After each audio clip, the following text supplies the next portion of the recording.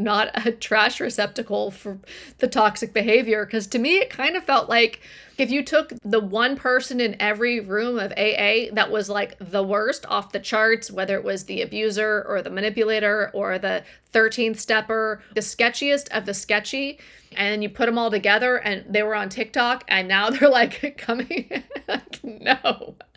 I am good. I am done. I am done with AA. Go to a meeting. Talk to your sponsor. If the program is working for you, please do the program. Let it work for you. I don't want it. Not it. So I haven't been back on TikTok. Hello and welcome to the Sobriety Bestie podcast. My name is Kirsten and I am glad you're here today for another episode in our series on addiction science. This one is about AA trolls and the brain, rage addiction, and identity fusion.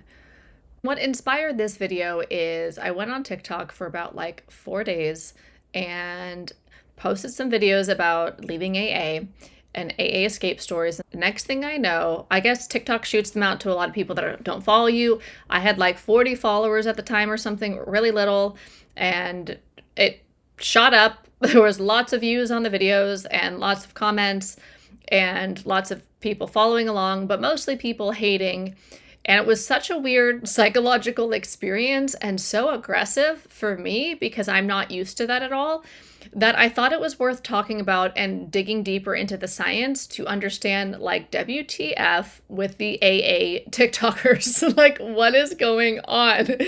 Maybe this happens on other social media networks, probably does, but just like the amount of, I guess I would say, toxicity and intensity coming from these AA TikTokers who are working their spiritual programs. So I wanted to dive into this because it seemed fascinating to me and I wanted to know what the science said. Okay, so number one, ideological possession. We've talked about ideological possession before, where it's like a metaphor where you're possessed by an ideology. Now, I was possessed by AA ideology when I was in AA, right? So I was in AA for 10 years and I left AA 5 years ago and I was fully indoctrinated into AA. I was a true believer. Did AA tourism. I went to Bill's grave. I went to Dr. Bob's grave. Those are the AA co-founders. I went to their houses. I went to conferences, the annual conference in Akron, Ohio. I went to annual conferences in Sydney and Bali and in San Francisco. I went to Ikipa, Wakipa, all these different AA events. So I was full on in and possessed by the ideology. So my perspective is somebody who was just like a normal human and then like went in, was fully indoctrinated as a true believer, and then left and has been deconstructing from 5 years ago on. So I can see what it's like to be outside of AA looking in, and I remember what it was like to be in AA and believe it all was true. The catch here, though, is that when we are ideologically possessed, we don't see it. That's the whole thing. It's like the fish in water who doesn't know they're in water. We believe what our little tight in a box worldview is, our ideology. We're seeing the world through our ideology, and we don't even really realize that's what it is. We don't know that we're not critically thinking, that essentially our thoughts have been programmed into our brain for us. Here's the ideology. We've been indoctrinated into it, and we see the world from that. So we're not free, but we think, a lot of us think that we are. We're not critically thinking. We're not trusting ourselves. We are being driven by the fear that is underneath the ideology. In the case of AA, the fear sounds like, if you leave, you'll die. That's the bottom line of it. The indoctrination's not quite that direct, but that's the basics of it, is if you leave, you will drink, and to drink is to die. So if you leave, you will die. That's essentially it. And so when somebody is ideologically possessed, like these AAers on TikTok, it's going to feel like a dissenter is a threat to their recovery, a threat to their identity, a threat to their life, a threat to other people's lives. Quite frequently, they'll say things like, you are killing people, what you're saying is dangerous, this is dangerous rhetoric, or they'll come in below the belt and just say things about, I don't know, the way somebody like me looks, talks, this, that. Even ageism, somebody said I wasn't old enough to know what I'm talking about. I'm like, how is that even relevant? So all sorts of random AF things will be said to discount the dissenter instead of discussing what the dissenter is actually talking about. So there's no critical thinking about the thoughts presented. It's about the one who's been thinking those thoughts. It's a personal attack. And when we're ideologically possessed, dissent does feel dangerous. I remember feeling that dissenters of AA were dangerous in a way when I was in AA, or feeling triggered by somebody saying, I remember somebody said addiction was a habit one time, and I felt extremely triggered by that because I believed to drink is to die and it's this fatal progressive disease and all the AA ideology stuff. There's also this vibe of needing to convert others, needing to correct others, needing to crush others. So they'll call you an AA basher while they're actually bashing you very ferociously. They don't see that they're bashing or correcting or trying to convert the other people who read the comments through your own videos comments. So they can't see that they're actually proselytizing and promoting AA. Remember, AA has that tradition, attraction, not promotion. I think it's the 11th tradition. But these people who are leaving comments with the AA ideology are 100% promoting Alcoholics Anonymous. Yo, bro, it's attraction, not promotion. Live the principles. Don't come and attack people and proselytize. Interestingly enough, studies show that strong belief systems, especially those tied to survival narratives, like inside AA, you'll die without us, they fuse with the prefrontal cortex and amygdala, rewiring the brain to treat criticism as a threat, not information. So they don't respond to what you say. They attack you instead. It's like not really a conscious process for the most part, I'd say. It's a threat response. It's like a reflex when you're ideologically possessed. Although not everybody does this. Some people have a little more control over themselves. All right, 2, reward seeking and rage addiction. TikTok is like a dopamine slot machine, and these people, they are chasing the next hit, like gamblers, for real. So when they comment, they are rewarded with likes, replies, arguments. It's really about arguments, isn't it?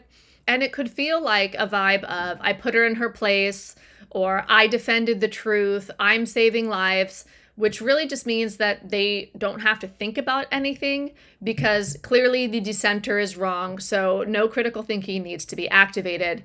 That's dopamine. Every ping, every like, every clapback is chemical reinforcement. It is backed by research. The TikTok algorithm hijacks the brain's dopamine system. Just like cocaine or gambling, intermittent rewards activate the mesolimbic pathway, rewiring motivation into compulsion. This creates a loop where rage becomes relief. Trolling becomes self-soothing. Some trolls even come back again and again and again and again because that high, it's really addictive. This is what I saw. Remember, it was like 4 days and I was like, whoa, what is this? I posted a video and then people are coming and giving multiple comments and then I reply with one comment. And then they come back, comment more, and then hours later, they're coming back and commenting again. Meanwhile, I haven't even been back, and when I go back, I'm like, whoa. And it's all at different times. And so some of these people, and this is why I was like, oh, this is like an addiction, isn't it? Because these people are pissed off at a video that is opposite of their worldview, my video. And so they write their opinion on it. They need to like right the wrong. They need to correct it. They need to convert anybody who's reading with the truth, right? Because they have the good word of Bill Wilson. And so they not only need to correct it, but then they need to come back. They need to punish me and say something personal, some sort of derogatory thing. And then they go off, do whatever they do. They get their biochemical relief of righteousness and all the chemicals that are released. They chill. They move on with their day. But then it's still pissing them off in their mind because then they come back and they leave more comments again. So they're doing work to come give it to me, stick it to the person, stick it to the dissenter. Then they trail off and come back again. I got into this conversation with this TikToker, AA Defender TikToker, who just kept coming back and coming back. Keep coming back was for AA meetings, not TikTok. It literally was like a keep coming back thing. She kept coming back. And there was just like, I don't know, between 20 and 40 comments from her. even when I would show actual evidence to what I was saying, she would not see it. It was so weird because she was saying AA doesn't ever promote, it's attraction, not promotion. And I put a screenshot of AA declaring it was advertising, launching an advertising campaign. And she's like, no, that never happens. I'm 35 years sober. I forgot more than you ever remembered, all this like weird stuff. And I'm like, bro, I showed you a photo. Like I showed you evidence. And so, yeah, it's so bizarre. This lady in specific, she like wrote me a private message. I don't even really know how TikTok works. I saw the message. I did not accept it from her because we're not friends or whatever. It was in like a folder somewhere. Again, I don't really understand how it all works. Then she left all these more comments and I just didn't reply. At this point, I'm like, okay, I don't know what she's on right now, like what this is, but I don't want any part of this. This is not how I want to, this is not what I want in my day. I don't want to be engaging with this woman. Like, bless you, namaste, namaste away from me. So, it's fine. You go be you, and I'm not involved with that. And so I didn't reply. And then a couple days later, I went to the messages and I could see that it said that I was blocked from that user or something. So she must have blocked me after that, like continued to come back to me. More comments, more comments, more comments that I didn't even reply to or even read, quite frankly. And then she blocked me. So she's having a whole like emotional, addictive, to me, I would say that it's some sort of like an addiction or something going on where she's compulsively commenting like she's traded alcohol for TikTok abuse or something. So that's what made me think that I wanted to do this series and like look into biochemically, like what's actually going on. 3 is unhealed trauma and internalized abuse. So many of these people are trauma survivors. We know this. Many of the people who drink their way into sobriety are trauma survivors. I'd say like the majority of us. A lot of us drank to medicate our unresolved trauma, our dysregulated nervous systems. AA gives us structure. It gives us language, a feeling of safety, identity, but it also trains us in gaslighting. If anybody doubts AA or the system of AA or the program of AA, or even if they're an alcoholic or a real alcoholic, we're told that we're in denial. So AA trains us into gaslighting people. I'm not saying everybody in AA gaslit people, but AA, the program in and of itself is a bit of it's a misdiagnosis. It's not quite a gaslight. In AA, doubt is punished and blind obedience is encouraged. So your freedom, if you leave AA, and you dare to speak and to talk about it, it terrifies them. Our freedom terrifies them. And instead of dealing with that fear, they project it outwards. So in science, the studies show chronic overuse of social media platforms like TikTok leads to stress reactivity, impaired impulse control, and emotional dysregulation, the same neurological profiles as in unresolved trauma. Now let's look at deindividuation and mob mentality. TikTok creates the perfect environment for mob behavior. Nobody knows each other. There's no accountability. It's just digital torches and pitchforks and free for all. At least that's what it seems to me. Is your TikTok experience different than mine? It was literally like the way that I use TikTok is like before, I had like an automatic scheduler that just like posted videos for me. Like if I was going to post a video, like a short on YouTube, it would automatically put it to TikTok as well. But I never really went on TikTok. It wasn't an app. I didn't even have it on my phone. It just kind of like copied the videos there as well. So it was only those 4 days that I was actually signing into TikTok, posting videos directly from in TikTok, was commenting. I even did like one video reply from TikTok. I had to Google like how to do that and watch a little video on how to take a TikTok video comment and turn it into a video reply. Super beginner vibes. But yeah, it was so startling, the behavior that happens there. Is this your experience? Is this TikTok in general? Or is this probably heated by when you are speaking against an ideology? When people are possessed by ideologies, if you speak against them, you are going to ignite even more fire within them. But perhaps this is just, maybe it's just low vibes in general. I'm not sure. I'm open-minded to that there are pockets of social media, like specifically on TikTok, that aren't like this. But man, I thought it was really brutal. And this is in part because it's really easy for people on a platform like TikTok to gang up on each other, to dehumanize people, to project shame on others, like literally to go to someone's page or video or whatever and just rip into them. I don't really understand that mentality, but okay. The science points to that de-individuated environments lower oxytocin for outsiders and spike it for in-group bonding. So attacking you literally makes them feel more connected to each other. That totally makes sense. The us against them mentality, we get rewarded neurologically for attacking the other. I totally get that. I've been guilty of this. I'm not innocent to all this stuff. I just find it all fascinating as somebody who was possessed by an ideology for a decade that now I see as nonsensical baloney. I'm fascinated by all of this and I want to deconstruct all of it from me. I want to do that less, right? I want to be more free. I want to think critically and help, hopefully, others do the same as I deconstruct out loud on this channel with you. All right, so why does TikTok feel so different from other platforms? TikTok feeds us non-followers. It was bananas. Like, I still don't have many followers on TikTok. It was really 4 days. I think I had about 40 followers before these 4 days, and now I think I have about 400. So boom, it just like all this like hundreds of comments on videos, thousands of views on videos. It just went bananas. And I know this is small still, people have millions of stuff going on, but just like the scale of it, just showing your content out to so many different eyeballs, I think it puts you in a place where there could be so many people that are against what you say, versus if you build up an audience around a message, then a lot of the followers would be on board with the message. Also, I don't know, to me, there's like a bit of a maturity level too. If I'm watching a video and I don't agree with a person, which obviously happens, I turn the video off. I move on with my day. Can we like have self-responsibility? If you don't like what you're watching, move on, bro. Like, I don't know what to tell you. Like, that's what I do. But maybe on TikTok that's harder because of the nature of how the platform does feed into the addictive qualities and tap into our brains.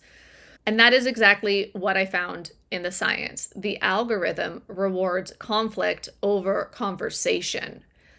And so content like mine about dissenting AA content isn't triggering disagreement, it's triggering identity threat. If I'm saying that even the real alcoholic label isn't real, fatal progressive disease isn't real, AA ideology isn't based on reality or science, that's threatening their identity because they believe this at their core. So the science shows that TikTok algorithms optimize for dopamine spikes even if it fuels depression, anxiety, and outrage. So my content in this case is challenging religious programming. And the response, it's not rational, it's not reflective, it's definitely not critical thinking, it's defensive, and it's ideologically possessed. And I'd say it's boring because it's predictable. The individual isn't showing me who they are or what they think, they're just parroting the AA ideology. In this case, a little bit nastiness thrown in there too. Research shows that this flood of digital dysregulation isn't just anecdotal. Online hostility increases cortisol, reduces impulse control, and mirrors trauma cycles. So what are these AA TikTokers actually drunk on? Because their behavior isn't feeling grounded, centered, or stable.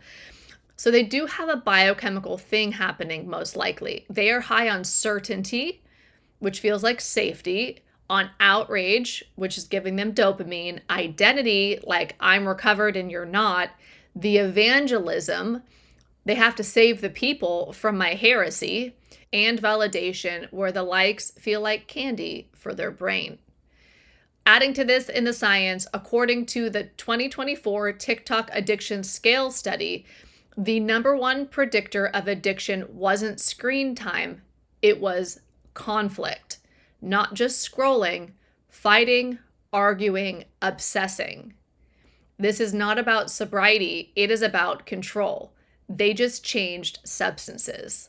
Now, if you are deconstructing out loud like I am, and this is happening to you or in the comments, or you happen to come across comments like these as you're perusing deconstructing material, in my view, it just means that your clarity is a threat to the control system, the system that's controlling them. In this case, Alcoholics Anonymous. So for me, I don't feel a need to try to convert the indoctrinated. I am not interested in converting anybody. I also am not sure that that's even possible without some major coercive control. In order for AA to convert me in the first place to Alcoholics Anonymous ideology, it was massive coercive control, super highly emotional manipulation. I'm not interested in any of that. I'm not perfect. If I mess up and do something that's controlling, I'm sorry. Please forgive me. Like, that's not my intention at all. My intention is to get rid of all that, to continue to unlock liberation internally and externally in my life, and hopefully in yours as well. So I'm not interested in arguing with people who are being very addictive in the way that they are communicating or controlling in the comments. I am not trying to explain the truth to people who don't vibe it. I'm here to share what I'm learning as I continue to deconstruct out loud, in hopes that it helps validate you, because I certainly wish that somebody would have validated me when I left AA. It was so difficult, and I felt like nobody really was saying the truth. And I just feel at my core that it's really messed up that society either doesn't know or doesn't care. And I think it's a mixture, maybe mostly doesn't know, but also some of them don't care that people who go through things like alcohol addiction, that we're left basically in church basements to rot for the rest of our lives. It's not fair. It's not fair that the culture-dominated recovery program is complete baloney and that nobody will say it. So I believe in deconstructing out loud. And if you do it on TikTok, it might come with a lot of baloney that you don't actually want to eat. What do you think? Have you seen this on TikTok? Have you seen this in the comments? Have you seen some AA comments that really shocked you and made you wonder, WTF is going on with them? Have you been on deconstructing AA content on TikTok and read the comments? Or on any deconstructing content? Or it could even be on political content or religious content in general. Anything where people are ideologically possessed, I think is going to really bring about the us versus them mentality, the mob mentality. For some people are going to get very abusive about it. It's bananas. It's totally bananas. I'm not interested in any of that. I'm not a trash receptacle for the toxic behavior, because to me, it kind of felt like if you took the one person in every room of AA that was like the worst off the charts, whether it was the abuser or the manipulator or the 13th stepper or whatever, like the sketchiest of the sketchy, one person from every meeting, and you put them all together and they were on TikTok and now they're like coming. No. I am good. I am done.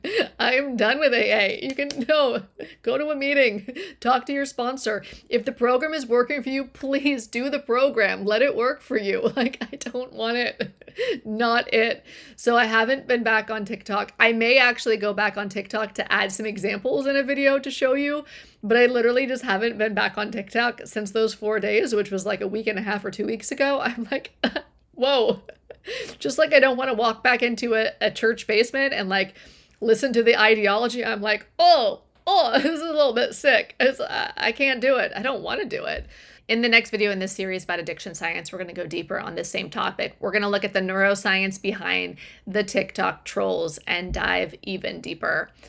I'm fascinated by all the things, all this stuff. Let me know what you think in the comments. Does this interest you as well? Have you experienced this? At the very least, I feel like some of us might be noticing our own tendencies to have social media addictions or any addictions in general that maybe we want some relief from or to participate less than and to have boundaries on. Like for me, I don't think that I'm immune from becoming addicted to TikTok. TikTok is literally designed to get us addicted, like social media in general. For me, I was like, whoa, this is like some crack or something. I don't want this. I don't need this in my life. I may go back on TikTok. We'll see. I don't know. I don't see a reason right now why I would want to be participating in the comments. It was just way too toxic for me. So for me, it comes down to boundaries. What do I want my life to be like? What do I want to allow in my life? What do I want in my energy field? How do I want to participate with my work making these videos and helping people get free, which is something that's really important to me, helping people suffer less. I want to do that in a way that's sustainable for me. And yeah, and there's some platforms, some environments that are a lot safer, less toxic, less abusive. What do you think? What is your experience? What came up for you as you watched this video? And as always, I got a lot of stuff below the video. I'll put links for all the things. I have a free deconstructing AA community that's inside the escape kit. So if you have escaped AA and you want support, additional resources, downloadable things, and a free community, that's all down there in the escape kit. There are other free stuff down there as well. I also have a bunch of online courses if you want to check out those, if you want to take another step forward with me through one of my courses. So check below if you are vibing. Otherwise, I will see you in the next video. Actually, I hope to see you in the comments. Let's spark up this conversation. I'm just one person. It doesn't matter what I think. It's more important what you think. I like seeing what everybody thinks in the comments below the videos. So join the fun, join the party, leave a comment. All right, bye.